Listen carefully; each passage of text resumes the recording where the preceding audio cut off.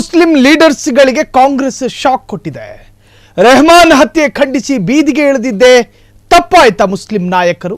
ಕರಾವಳಿ ಮುಸ್ಲಿಂ ನಾಯಕರ ಮನೆಗೆ ಎಚ್ಚರಿಕೆಯ ನೋಟಿಸ್ ಹೋಗ್ತಾ ಇದೆ. 300ಕ್ಕೂ ಹೆಚ್ಚು ಸ್ಥಳೀಯ ನಾಯಕರ ರಾಜೀನಾಮೆ ಎಫೆಕ್ಟ್ ಇದು. ಕರಾವಳಿ ಮುಸ್ಲಿಂ ನಾಯಕರಿಗೆ ಕಾಂಗ್ರೆಸ್ ಆಘಾತವೊಂದನ್ನು ಕೊಟ್ಟಿದೆ. ರೆಹಮಾನ್ ಹತ್ಯೆ ಖಂಡಿಸಿ ಬೀದಿಗೆ ಇಳಿದಿದ್ದೇ ತಪ್ಪಾಯ್ತಾ? ಕರಾವಳಿ ಮುಸ್ಲಿಂ ನಾಯಕರ ಮನೆಗೆ ಈಗ ಎಚ್ಚರಿಕೆಯ ನೋಟಿಸ್ ಹೋಗ್ತಾ ಇದೆ. 300ಕ್ಕೂ ಹೆಚ್ಚು ಸ್ಥಳೀಯ ನಾಯಕರ ರಾಜೀನಾಮೆ ಎಫೆಕ್ಟ್ ಇದು. ಪಕ್ಷ ವಿರೋಧಿ ಆರೋಪಕ್ಕೆ ತುತ್ತಾದ ಮುಸ್ಲಿಂ ಮುಖಂಡರು. ರಾಜೀನಾಮೆ ಬ್ಲಾಕ್ ಮೇಲ್ಗೆ ಸಿಟ್ಟಿಗೆದ್ದ ಕಾಂಗ್ರೆಸ್ ಪಕ್ಷ ಮಾಜಿ ಮೇಯರ್ ಅಶ್ರಫ್ ಮತ್ತು ಶಾಹುಲ್ ಹಮೀದ್ಗೆ 2ನೇ ನೋಟಿಸ್ ಜಾರಿ ಮಾಡಿದೆ. ಮೇ 31ರಂದು ಮುಸ್ಲಿಂ ಮುಖಂಡರಿಗೆ ಮೊದಲ ನೋಟಿಸ್ ಹೋಗಿತ್ತು. ಉತ್ತರಿಸಲು 7 ದಿವಸಗಳ ಕಾಲ ಗಡುವನ್ನ ಕೊಡಲಾಗಿತ್ತು. ಕೈ ನಾಯಕರು ಕೊಟ್ಟಿದ್ರು. ಉತ್ತರಿಸದೆ ತಮ್ಮ ನಿಲುವಿಗೆ ಬದ್ಧರಾಗಿದ್ದ ಮುಸ್ಲಿಂ ಮುಖಂಡರು ಸೊಪ್ಪು ಹಾಕೋದಕ್ಕೆ ಹೋಗಿಲ್ಲ. ಉತ್ತರ ಸಿಗದೇ ಇದ್ದಾಗ 2ನೇ ನೋಟಿಸ್ ಜಾರಿ ಮಾಡಿದ ಕಾಂಗ್ರೆಸ್ 2ನೇ ನೋಟಿಸ್ನಲ್ಲಿ ಬರೀ 5 ದಿನದ ಗಡುವನ್ನು ಕೊಡಲಾಗಿದೆ. 5 ದಿವಸದಲ್ಲಿ ಉತ್ತರಿಸದೇ ಇದ್ದರೆ ಶಿಸ್ತು ಕ್ರಮದ ಎಚ್ಚರಿಕೆಯನ್ನು ಕೊಡಲಾಗಿದೆ. 2ನೇ ನೋಟಿಸ್ಗೂ ಡೋಂಟ್ ಕೇರ್ ಅಂತಾರ ಮುಸ್ಲಿಂ ಮುಖಂಡರು. ಕಾಂಗ್ರೆಸ್ ಪಕ್ಷದಿಂದ ಉಚ್ಚಾಟನೆ ಆಗ್ತಾರ ಮುಸ್ಲಿಂ ನಾಯಕರು. ಕರಾವಳಿ ಮುಸ್ಲಿಂ ನಾಯಕರಿಗೆ ಇದು ಒಂದು ತರಹದ ಆಘಾತ. ಕರಾವಳಿ ಭಾಗದಲ್ಲಿ ಬ್ಯಾಕ್ ಟು ಬ್ಯಾಕ್ ಮರ್ಡರ್ ಆಗ್ತಾ ಇತ್ತು. ಧರ್ಮದ ಆಧಾರದಲ್ಲಿ ಧಾರ್ಮಿಕತೆಯನ್ನ ಪ್ರಶ್ನೆ ಮಾಡಿ ಒಟ್ಟಾರೆ ಅದು ಒಂದು ಕೋಮು ದಳ್ಳೂರಿಗೆ ಕಾರಣವಾಗಿತ್ತು. ಮಂಗಳೂರಿನ ನಿರಂತರ ದಾಳಿಗಳು, ನಿರಂತರ ಹತ್ಯೆಗಳು. ಒಂದು ಸಮುದಾಯದ ನಾಯಕರು ಹತ್ಯೆಯಾದ್ರೆ ಮರಗುವಂತಹ ಕಾಂಗ್ರೆಸ್ನ ಲೀಡರ್ಸ್ಗಳು ಮುಸ್ಲಿಂ ಯುವಕನ ಬ್ರೂಟಲ್ ಮರ್ಡರ್ ಆಗಿದೆ. ಅಲ್ಲಿನ ಉಸ್ತುವಾರಿಗೆ ಜವಾಬ್ದಾರಿ ಇಲ್ಲ. ಕಾಂಗ್ರೆಸ್ ಪಕ್ಷ ಇದನ್ನ ಸೂಕ್ಷ್ಮವಾಗಿ ಪರಿಗಣಿಸಿಕೊಂಡಿಲ್ಲ. ನಿರಂತರವಾಗಿ ನಮ್ಮ ಸಮುದಾಯ ನಿರ್ಲಕ್ಷ್ಯಕ್ಕೆ ಒಳಗಾಗಿದೆ ಅಂತ ಹೇಳಿ ಅದೇ ಸಮುದಾಯದ ಸ್ಥಳೀಯ ನಾಯಕರು ರಾಜೀನಾಮೆ ಕೊಡೋದಕ್ಕೆ ಶುರು ಮಾಡ್ಕೊಂಡ್ರು. ಬ್ಲಾಕ್ ಕಾಂಗ್ರೆಸ್ನ ಅಧ್ಯಕ್ಷರಿಂದ ಹಿಡಿದು ಸಣ್ಣ ಸಣ್ಣ ಮಟ್ಟಗಿನ ಜವಾಬ್ದಾರಿಯಲ್ಲಿ ಯಾರ್ಯಾರಿದ್ರು ಅವರೆಲ್ಲರೂ ಕೂಡ ರಾಜೀನಾಮೆ ಪತ್ರವನ್ನ ಕಾಂಗ್ರೆಸ್ನ ನಾಯಕರ ಮುಖದ ಮೇಲೆ ಬಿಸಾಕಿದ್ರು. ನಮಗೆ ಕಾಂಗ್ರೆಸ್ ಎನ್ನುವಂತಹದ್ದು ಆಯ್ಕೆ ಮಾತ್ರ, ಅನಿವಾರ್ಯ ಅಲ್ಲ ಅಂತ ಹೇಳಿದ್ರು ಕಡ್ಡಿ ಮುರಿದಂಗೆ.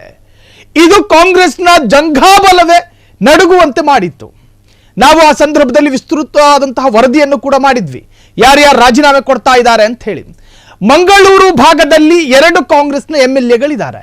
ಒಂದು ಅಶೋಕ್ ರೈ ಬಿಟ್ರೆ ಮತ್ತೋರ್ವ UT ಖಾದರ್. ಇಬ್ಬರು ಬಿಟ್ಟರೆ 3ನೇಯವರು ಕಾಂಗ್ರೆಸ್ನಲ್ಲಿ MLA ಇಲ್ಲ. ಒಂದು ಕಾಲದಲ್ಲಿ ಕಾಂಗ್ರೆಸ್ನ ಭದ್ರಕೋಟೆಯಾಗಿದ್ದಂತಹ ಮಂಗಳೂರಿನಲ್ಲಿ ಈಗ ಬಿಜೆಪಿ MLAಗಳಿಂದ ತುಂಬಿ ಹೋಗಿದೆ. ಹಾಗಾಗಿ ನಮ್ಮ ಅಸ್ತಿತ್ವವನ್ನು ಕರಾವಳಿ ಭಾಗದಲ್ಲಿ ಉಳಿಸಿಕೊಳ್ಳಬೇಕಾದ್ರೆ ಅಲ್ಪಸಂಖ್ಯಾತರ ಮತ ಅನಿವಾರ್ಯ. ಕಾಂಗ್ರೆಸ್ಸಿಗೆ ಅಲ್ಪಸಂಖ್ಯಾತರ ಮತ ನಿರ್ಣಾಯಕವೂ ಕೂಡ ಹೌದು. ಅದು ಕೇವಲ ದಕ್ಷಿಣ ಕನ್ನಡ ಜಿಲ್ಲೆಯ ಮಂಗಳೂರು ಆ ಭಾಗ ಮಾತ್ರ ಅಲ್ಲ, 224 ಕ್ಷೇತ್ರಗಳಲ್ಲಿಯೂ ಕೂಡ ಪರಿಶಿಷ್ಟ ಜಾತಿ, ಪರಿಶಿಷ್ಟ ಪಂಗಡ, ಅದರಲ್ಲೂ ಅಲ್ಪಸಂಖ್ಯಾತದ ಮುಸ್ಲಿಂ ಸಮುದಾಯ ನಿರ್ಣಾಯಕ ಮತಗಳಾಗಿರುತ್ತೆ. ಸೊ ಈ ಸತ್ಯ ಕಾಂಗ್ರೆಸ್ಸಿಗೆ ಗೊತ್ತು. ಹಾಗಾಗಿ ಯಾವಾಗ ರಾಜೀನಾಮೆ ಪರ್ವ ಶುರುವಾಯ್ತಲ್ಲ ಮಂಗಳೂರು ಭಾಗದಲ್ಲಿ, ತಕ್ಷಣಕ್ಕೆ ಸ್ಪಂದಿಸುವಂತಹ ಕರ್ತವ್ಯ ಕೆಲಸ ಕಾಂಗ್ರೆಸ್ ನಾಯಕರಿಂದ ಆಯಿತು. ಉಸ್ತುವಾರಿ ಸಚಿವ ಅಂತ ಕರೆಸಿಕೊಳ್ಳುವ ದಿನೇಶ್ ಗುಂಡೂರಾವನ್ನ ಛೀಮಾರಿ ಮಾಡಲಾಯಿತು. ಇನ್ನು ದಿನೇಶ್ ಗುಂಡೂರಾವ್ ವಿರುದ್ಧವೂ ಕೂಡ ಯಾರ್ಯಾರು ರಾಜೀನಾಮೆ ಕೊಟ್ಟಿದ್ರಲ್ಲ ಅವರೆಲ್ಲರೂ ಕೂಡ ಆಕ್ರೋಶವನ್ನು ವ್ಯಕ್ತಪಡಿಸಿದ್ರು. ಈ ಹಿಂದೆ ಮಾಬ್ ಲಿಂಚಿಂಗ್ನಲ್ಲಿ ಏನು ಗುಂಪು ಹತ್ಯೆಯಲ್ಲಿ ಅಶ್ರಫ್ ಎನ್ನುವಂತಹ ವ್ಯಕ್ತಿಯ ಕೊಲೆಯಾಗುತ್ತೆ. ಆ ಕೊಲೆಯ ಸಂದರ್ಭದಲ್ಲಿ ಜಿ ಪರಮೇಶ್ವರ್ ಅವರು ಆ ಕೊಲೆ ಸಂದರ್ಭದಲ್ಲಿ ಕೊಟ್ಟಂತಹ ಹೇಳಿಕೆ, ಪಾಕಿಸ್ತಾನದ ಪರ ಘೋಷಣೆ ಕೂಗಿದ ಕಾರಣಕ್ಕೆ ಈ ಹತ್ಯೆ ಆಗಿರಬಹುದು ಅಂತ ಹೇಳಿ ಅತ್ಯಂತ ಸೂಕ್ಷ್ಮವಾದಂತಹ ಹೇಳಿಕೆಯನ್ನು ಕೊಟ್ಟಿದ್ರು. ಯಾರು ಕೊಟ್ಟಿದ್ದು? ರಾಜ್ಯದ ಗೃಹ ಮಂತ್ರಿ ಜಿ ಪರಮೇಶ್ವರ್. ಸೊ ಅದಕ್ಕೂ ಕೂಡ ಅಲ್ಲಿನ ಮುಸ್ಲಿಂ ಮುಖಂಡರು ಆಕ್ರೋಶವನ್ನು ವ್ಯಕ್ತಪಡಿಸಿದ್ರು. ಕಾರಣ ಏನು ಅಂತ ಹೇಳಿದ್ರೆ, ಮಂಗಳೂರು ಭಾಗದ SP ಹೇಳಿದ್ರು ಇದು ಪಾಕಿಸ್ತಾನದ ಪರ ಘೋಷಣೆ ಕೂಗಿದ ಕಾರಣಕ್ಕಾದಂತಹ ಮರ್ಡರ್ ಅಲ್ಲ, ಇದಕ್ಕೆ ಇದರದೇ ಆದಂತಹ ಬೇರೆ ಕಾರಣಗಳಿದೆ. ಈ ಕಾರಣವನ್ನ ಹೇಳಿದ್ದು ಅಲ್ಲಿನ SP. ಆದ್ರೆ ಗೃಹ ಸಚಿವರು ಅಸೂಕ್ಷ್ಮವಾದ ಅತ್ಯಂತ ಅಪ್ರಬುದ್ಧವಾದ ಹೇಳಿಕೆಯನ್ನು ಕೊಟ್ಟಿದ್ರು ಅಂತ ಹೇಳಿ ಅಲ್ಲಿನ ಮುಸ್ಲಿಂ ಮುಖಂಡರು ಅದರಲ್ಲೂ ಕಾಂಗ್ರೆಸ್ ಪಕ್ಷದ ಸ್ಥಳೀಯ ನಾಯಕರಿಂದ ಹಿಡಿದು ಆ ಭಾಗದ ಕೆಲ ನಾಯಕರು ಆಕ್ರೋಶವನ್ನು ವ್ಯಕ್ತಪಡಿಸಿದ್ರು. ಆದರೆ ಇದರಲ್ಲಿ ಪ್ರಮುಖವಾಗಿ UT ಖಾದರ್ ಬಣ ಎಂದು ಕರೆಸಿಕೊಳ್ಳುವ ಈಗಿನ ನಮ್ಮ ಗೌರವಾನ್ವಿತ ಸಭಾಧ್ಯಕ್ಷರಾಗಿರ್ತಕ್ಕಂತಹ UT ಖಾದರ್ ಅವರ ಬೆಂಬಲಿಗ ದಂಡೊಂದಿದೆ ಮಂಗಳೂರು ಭಾಗದಲ್ಲಿ. ಆ ಒಂದು ಲಿಸ್ಟ್ನಲ್ಲಿ ಅಲ್ಲಿನ MT ಮೋನು ಅಂತ ಹೇಳಿ ಬರ್ತಾರೆ. ಅದಾದ ನಂತರ ಬೇರೆ ಬೇರೆ ನಾಯಕರುಗಳು ಬರ್ತಾರೆ. ಸೊ ಅವರನ್ನು ಹೊರತುಪಡಿಸಿ ಉಳಿದವರು ಯಾರು ಕೂಡ ರಾಜೀನಾಮೆ ಕೊಡದೆ ಬಾಕಿ ಇರಲಿಲ್ಲ. UT ಖಾದರ್ ಬಣದಲ್ಲಿ ಗುರುತಿಸಿಕೊಳ್ಳುವಂತ ಒಂದಷ್ಟು ನಾಯಕರು ರಾಜೀನಾಮೆ ಕೊಡದೆ ಕಾಂಗ್ರೆಸ್ ಪಕ್ಷವನ್ನ ಬೆಂಬಲಿಸಿತ್ತು. ಆದರೆ ಒಂದಷ್ಟು ನಾಯಕರು ರಾಜೀನಾಮೆಯನ್ನು ಕೊಟ್ಟರು.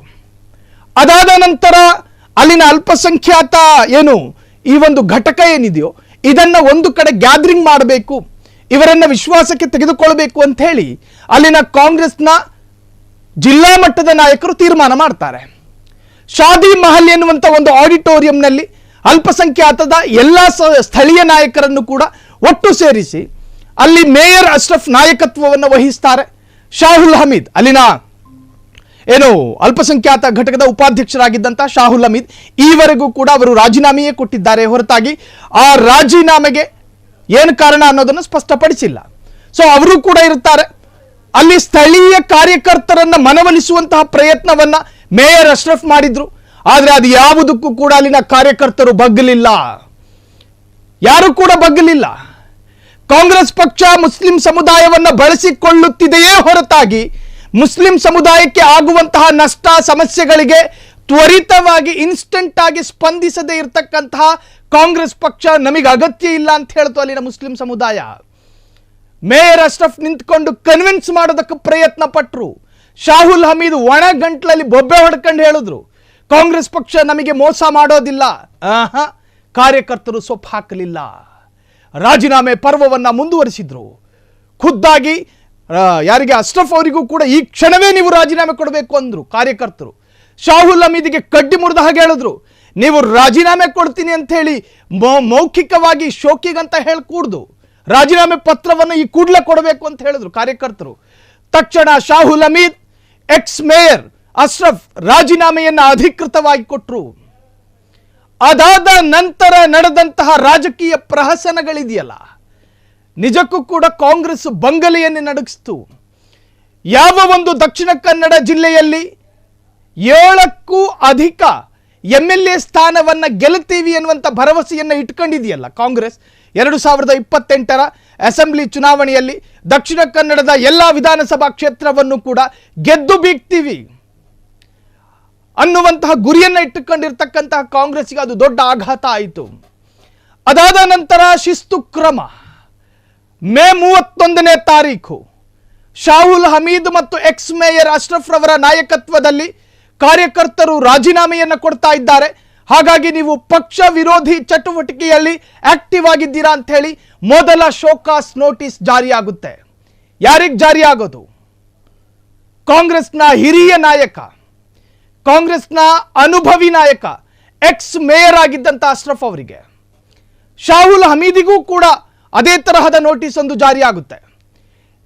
ನೀವು ರಾಜೀನಾಮೆ ಕೊಡೋದಕ್ಕಿರ್ತಕ್ಕಂತಹ ಅಥವಾ ಪಕ್ಷ ವಿರೋಧಿ ಚಟುವಟಿಕೆಗೆ ಸಮರ್ಥವಾದ ಪ್ರಬಲವಾದ ಕಾರಣಗಳನ್ನು ಕೊಡಬೇಕು. ಕೇವಲ 7 ದಿವಸಗಳ ಒಳಗಾಗಿ ಎನ್ನುವಂಥ ಗಡುವನ್ನು ಕೊಡಲಾಯಿತು. ಶಾಹುಲ್ ಹಮೀದ್ ಕೂಡ ಸೊಪ್ಪು ಹಾಕಲಿಲ್ಲ. ಎಕ್ಸ್ ಮೇಯರ್ ಕೆಮಲು ಇಲ್ಲ, ಸೀನು ಇಲ್ಲ, ಸೊಪ್ಪು ಹಾಕೋದಕ್ಕೆ ಹೋಗಲಿಲ್ಲ. ಕಾಂಗ್ರೆಸ್ ಪಕ್ಷ ಈಗ 2ನೆಯ ಶೋಕಾಸ್ ನೋಟಿಸ್ ಅನ್ನು ಜಾರಿ ಮಾಡಿದೆ. ಪ್ರಥಮ ನೋಟಿಸ್ಗೆ 5 ದಿನದ ಗಡುವಾದರೆ 2ನೇ ನೋಟಿಸ್ಗೆ ಕೇವಲ 5 ದಿನದ ಗಡುವನ್ನು ಕೊಡಲಾಗಿದೆ. ಮೊದಲ ನೋಟಿಸ್ಗೆ 7 ದಿನ, ಈಗ 2ನೇ ನೋಟಿಸ್ ಜಾರಿಯಾಗಿದೆ, ಶೋಕಾಸ್ ನೋಟಿಸ್. ಇದಕ್ಕೆ ಕೇವಲ 5 ದಿವಸಗಳ ಒಳಗಾಗಿ ನೀವು ಉತ್ತರವನ್ನು ಕೊಡಬೇಕು. ಇಲ್ಲವಾದಲ್ಲಿ ಬಿಜೆಪಿಯ ಯತ್ನಾಳ್ಗೆ ಏನು ಪರಿಸ್ಥಿತಿ ಆಯಿತು, ಬಿಜೆಪಿಯ ಈಶ್ವರಪ್ಪರಿಗೆ ಏನು ಪರಿಸ್ಥಿತಿ ಆಯಿತು, ಬಿಜೆಪಿಯ ST ಸೋಮಶೇಖರ್ಗೆ ಏನು ಪರಿಸ್ಥಿತಿ ಆಯಿತು, ಅದೇ ಪರಿಸ್ಥಿತಿ ನೀವು ಎದುರಿಸಬೇಕಾಗಿ ಬರಬಹುದು ಅನ್ನುವಂತಹ ಸುಳಿವನ್ನು ಕೂಡ ಕೊಡಲಾಗಿದೆ. ಒಂದು ಸ್ಥಳೀಯ ನಾಯಕರು ರಾಜೀನಾಮೆ ಕೊಟ್ಟರೆ ಕಾಂಗ್ರೆಸ್ಸಿಗೇನು ನಷ್ಟ ಅಂತ ಹೇಳಿ ನೀವು ಲೆಕ್ಕ ಹಾಕೋಬಹುದು. ಭಾರಿ ನಷ್ಟಗಳಿದಾವೆ ಕರಾವಳಿ ಭಾಗದಲ್ಲಿ. ಒಂದು ಕಾಲದ ಕಾಂಗ್ರೆಸ್ನ ಭದ್ರಕೋಟೆಯಾಗಿದ್ದಂತಹ ಕರಾವಳಿ ಹಿಂದುತ್ವ ಮತ್ತು ರಾಷ್ಟ್ರೀಯತೆಯನ್ನೇ ಮುಂದಿಟ್ಟುಕೊಂಡು ಬಿಜೆಪಿ ವರ್ಕೌಟ್ ಮಾಡ್ತು ದಕ್ಷಿಣ ಕನ್ನಡ ಜಿಲ್ಲೆಯನ್ನ. ಎಲ್ಲ ತರಹದಲ್ಲೂ ಕೂಡ ಅತ್ಯಂತ ಬುದ್ಧಿವಂತಿಕೆಯಿಂದ ಒಂದು ಪಕ್ಷ ಕರಾವಳಿಯಲ್ಲಿ ಅತ್ಯಂತ ಪರಿಶ್ರಮವಾಗಿ ಅತ್ಯಂತ ಎಫೆಕ್ಟಿವ್ ಆಗಿ ಕೆಲಸ ಮಾಡಿದೆ ಅನ್ನೋದಾದರೆ ಅದು ಬಿಜೆಪಿ. ಸೋಷಿಯಲ್ ಮೀಡಿಯಾದಿಂದ ಹಿಡಿದು ಬೂತ್ ಮಟ್ಟದಲ್ಲೂ ಕೂಡ ಬಿಜೆಪಿ ಕಾರ್ಯಕರ್ತರನ್ನ ಬಿಜೆಪಿಯತ್ತ ಸೆಳೆಸಿಕೊಳ್ಳೋದ್ರಲ್ಲಿ ಬಿಜೆಪಿ ಸಕ್ಸಸ್ ಕಾಣ್ತು. ಅಂತಹ ಒಂದು ಕರಾವಳಿ ಭಾಗವನ್ನ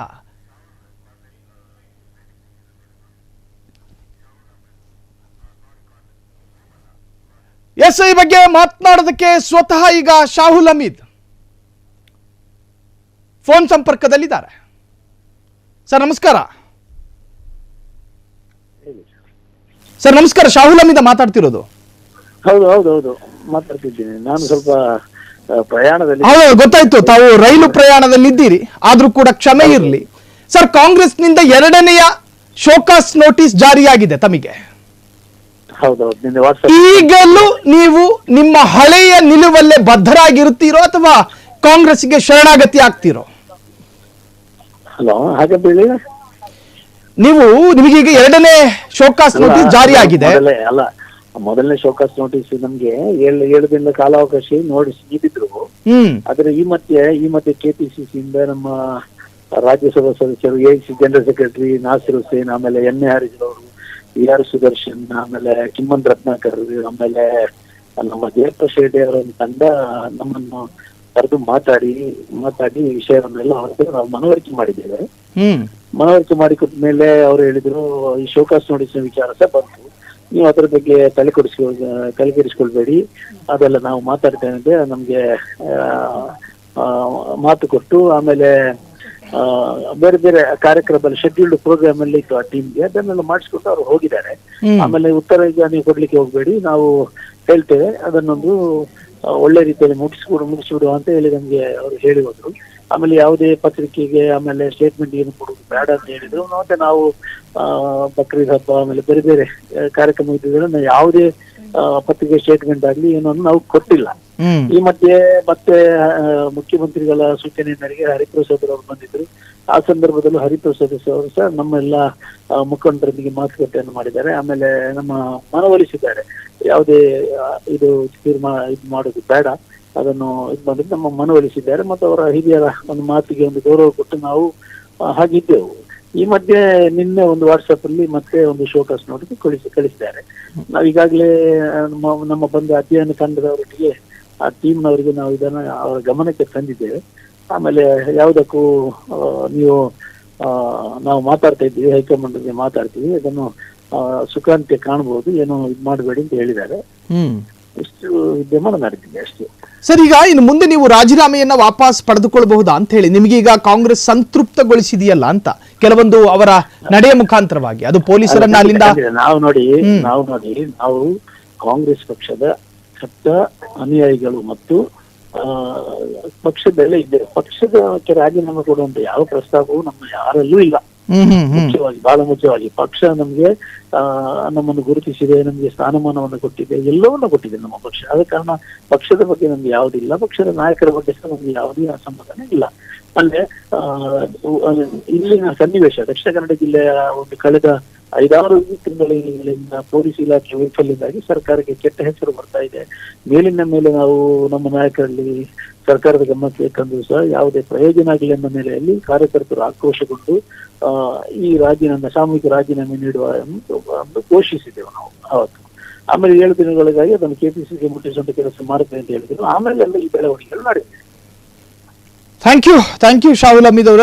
ರೈಲು ಪ್ರಯಾಣದ ನಡುವೆಯೂ ಕೂಡ ತಮ್ಮ ರಿಯಾಕ್ಷನ್ ನಿಜಕ್ಕೂ ಕೂಡ ಒಂದು ತರಹದ ತ್ಯಾಗನೇ ಅದು ಬಿಡಿ. ಥ್ಯಾಂಕ್ ಯು ಸೋ ಮಚ್ ಇಷ್ಟೊತ್ತು ಫ್ರೀಡಮ್ ಟಿವಿ ಜೊತೆ ಮಾತನಾಡಿದ್ದಕ್ಕೆ. ಸೊ ಶಾಹುಲ್ ಹಮೀದ್ ಅಲ್ಲಿನ ಅಲ್ಪಸಂಖ್ಯಾತ ವಿಭಾಗದ ಉಪಾಧ್ಯಕ್ಷರಾಗಿದ್ದವರು. ಕ್ಷಣ ಕ್ಷಣದ ಸುದ್ದಿಗಳಿಗಾಗಿ ಫ್ರೀಡಮ್ ಟಿವಿ ಸಬ್ಸ್ಕ್ರೈಬ್ ಮಾಡಿ, ಲೈಕ್ ಮಾಡಿ ಹಾಗೂ ಫಾಲೋ ಮಾಡಿ. ಹೊಸ ಸುದ್ದಿಗಳ ನೋಟಿಫಿಕೇಶನ್ಗಾಗಿ ಬೆಲ್ ಐಕಾನ್ ಮೇಲೆ ಕ್ಲಿಕ್ ಮಾಡಿ.